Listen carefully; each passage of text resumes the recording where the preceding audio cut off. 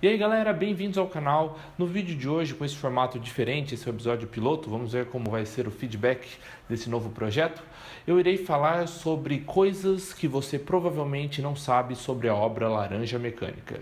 E se você por acaso não conhece a obra, eu recomendo que você pare aqui o vídeo e vá ler o livro ou assistir o filme e depois retorne, porque contém alguns spoilers, o que não é legal. Então, sem mais enrolação, vamos ao vídeo de hoje. Acompanhem. A obra é uma distopia que critica, dentre outras coisas, a banalização da violência, o fracasso humano com os estabelecimentos de ressocialização. Para você que ainda não viu meu vídeo da pena, clique aqui e depois veja. E a discriminação do infrator reabilitado ao retornar à sociedade.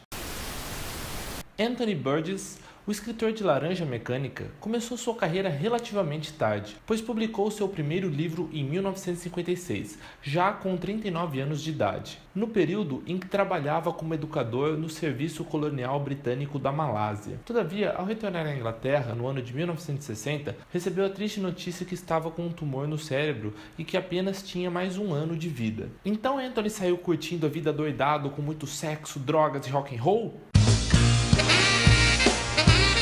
Não, porque Anthony era inglês. Então, após receber o terrível prognóstico, Anthony mudou para a pacata cidade do sul da Inglaterra chamada Hove, com o seguinte objetivo: escrever o maior número possível de livros para deixar sua mulher bem financeiramente após a sua morte.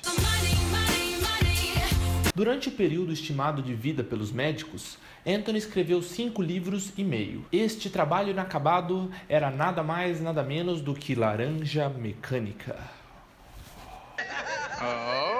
Somente se concluiu um ano após o previsto, pelo feliz erro de prognóstico dos médicos. Caso contrário, o mundo jamais conheceria por completo a bela história distópica descrita por Anthony. Curiosamente, Anthony viveu muitos outros anos e somente faleceu no dia 22 de novembro de 1993, aos seus 76 anos de idade. Sobre a linguagem NetSet. Você sabe o que é isso? Quando Anthony retornou à Inglaterra, percebeu que seu país havia sofrido várias mudanças. Para começar, com o aumento considerável da violência urbana e a criação de gangues de rua como os rockers e os mods, amantes de rock mais pesado, como bandas como The Who e precursores do estilo que posteriormente seria denominado de punks. Anthony pegou os elementos novos de seu país e então se inspirou para escrever a obra. Contudo, ele tinha medo de usar as gírias dessas gangues, pois achava que daqui a alguns anos elas se tornariam obsoletas, como de fato ocorreu. Diante disso, Anthony suspendeu sua obra e somente retornou à escrita em 1961, quando foi visitar a cidade de Leningrado, na já extinta União das Repúblicas Socialistas Soviéticas. Assim, deslumbrado pelo idioma russo que estava aprendendo, o escritor criou uma linguagem própria do livro, misturando palavras em russo com gírias em inglês. E tal vocabulário exótico foi denominado de NetSet, que é a linguagem usada em algumas palavras do livro do Laranja Mecânica. Ironicamente, Anthony misturou os dois idiomas no auge da Guerra Fria, entre o bloco socialista e capitalista. Talvez como uma maneira de falar para as duas potências pararem com aquela rivalidade, que poderia prejudicar em muito o mundo caso estourasse uma terceira guerra mundial.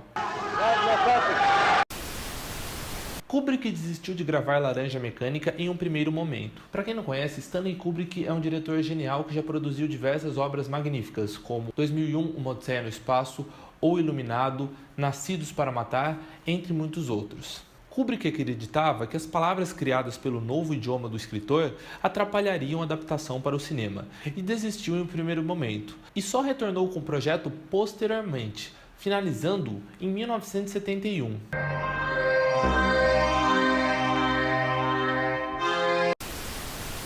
A música Singing in the Rain foi inserida na trilha sonora do filme por acaso, durante a gravação da cena de estupro. Não satisfeito com a cena, Kubrick pediu para Malcolm McDowell, o que interpreta Alex, o protagonista do filme, para que fizesse algo mais impactante que deixasse a atmosfera do filme mais condizente. No momento, veio à cabeça do ator o tema principal do musical dirigido por Gene Kelly, Singing in the Rain. I'm singing in the rain. Just singing in the rain.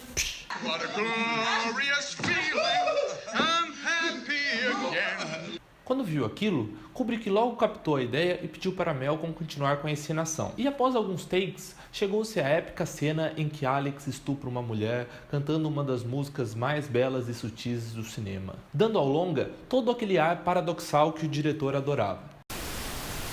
Ainda sobre a cena de estupro, diversas atrizes tiveram problema em se encaixar com o papel, devido a cenas de nudez e violência extrema, ou ultraviolência. Sendo que finalmente esse papel foi entregue a Adrienne Corey, que, segundo rumores, disse a Malcolm pouco antes da gravação para quebrar o gelo a seguinte frase: "Bem, hoje você vai descobrir se sou ruiva de verdade."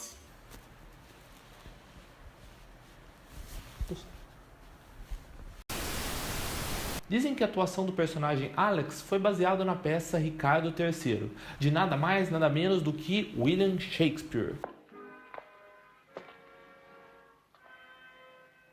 Now is the winter of our discontent, made glorious summer.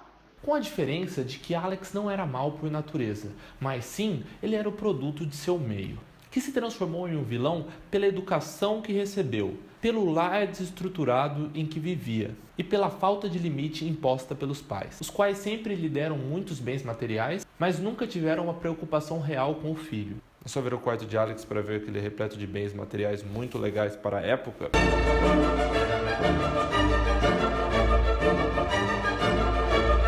Tanto é que Anthony Burgess deu o nome do protagonista de Alex. Lex vem do latim que quer dizer lei, fazendo uma menção à ausência de legislação que vigorava no interior do jovem infrator.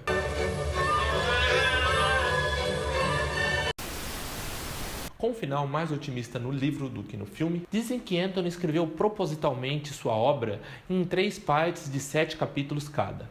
3 vezes 7, 21. Pois o número 21 na cultura anglo-americana representa a maioridade, o que faz uma clara referência de que Alex, no último capítulo, estaria abandonando sua vida do crime dos tempos de adolescente e transformando-se em uma pessoa mais madura e compreensiva. Já o final de Kubrick, como a gente espera do diretor, é sempre mais pessimista e chocante. Assista e confira.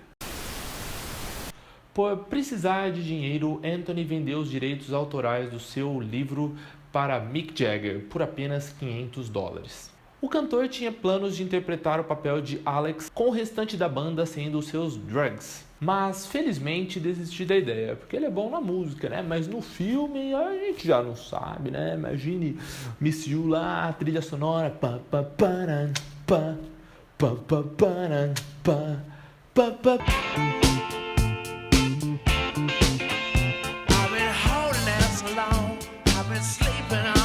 Desde seu lançamento em 1971, devido ao vasto número de cenas de tortura, violência e sexo, ou os 3 ao mesmo tempo, Tranquilo, tá favorável, tá tranquilo, tá favorável, tá tranquilo, tá favorável. Vai, o brinde pro Zé Calcado. Vai achando que é só playboy que vive Copacabana. o filme foi censurado em vários países, inclusive no nosso glorioso PT-BR Ruê. Somente foi liberada a exibição em telas pátrias posteriormente. Kubrick é um diretor muito detalhista e cada mínimo detalhe é estudado, programado e gravado em inúmeros takes, levando alguns atores até a exaustão. Vide o caso da atriz do Iluminado. Here's Johnny! A obra Laranja Mecânica, assim como os outros filmes do diretor, é repleta de mensagens subliminares e planos de fundo que chamam muito a atenção pelo seu detalhismo. E aqui nós vamos falar sobre algumas curiosidades que estão presentes nas gravações de Laranja Mecânica.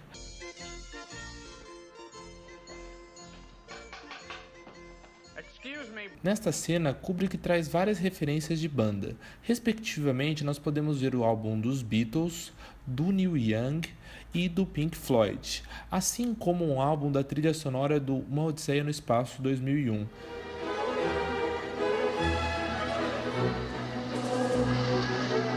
Um detalhe que passaria despercebido para qualquer um, menos para Kubrick. Note que um dos faróis desse veículo fica mais saliente, o que é colocado propositalmente para combinar com a estética do filme. Aqui nós podemos notar um presídio construído com estrutura tipicamente panóptica. A parte em que Alex é submetido ao tratamento Ludovico, em que ele é amarrado e colocado um alargador em seus olhos, colírio aplicado e o médico são reais, colocados pelo diretor para que Malcolm não sofresse nenhum dano à sua córnea. E mesmo assim, alguns dizem que ele sentiu desconforto nos olhos após as gravações. Nesta cena, podemos ver os prisioneiros andando em círculo, mas não é uma cena comum. Kubrick fez referência ao quadro Prisioneiros se Exercitando, feito em 1890 por Van Gogh. Todavia, não obstante ao seu perfeccionismo, algumas pessoas dizem que Kubrick cometeu um erro de continuidade na cena do Laranja Mecânica em que Alex toma uma taça de vinho. Pois em uma cena, o cálice está mais cheio de vinho, e na seguinte, sem que ele tenha tomado um gole sequer da bebida, o vinho diminui consideravelmente. Smells nice too.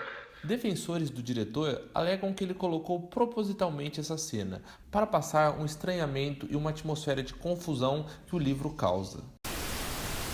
Por fim, eu gostaria de falar um pouco sobre o nome do filme Por que Laranja Mecânica?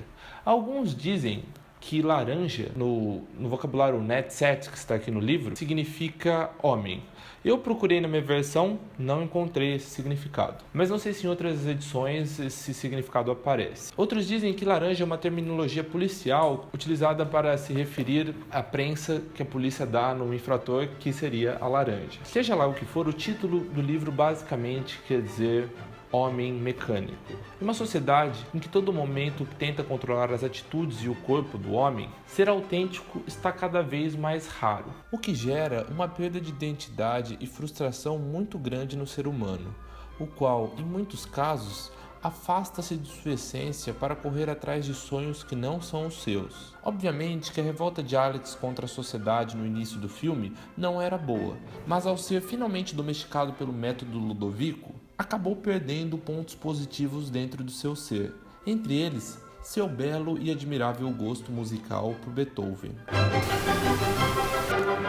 É isso aí, galera. Se vocês gostaram do vídeo, não deixem de avaliá-lo. Deu trabalho, não sei se agradou todo mundo, é um formato novo, estou experimentando. Não vou abandonar o formato antigo, é só que esse formato é mais fácil de ser feito. Aquele outro exige muito tempo, paciência, dedicação, e eu não consigo postar toda hora.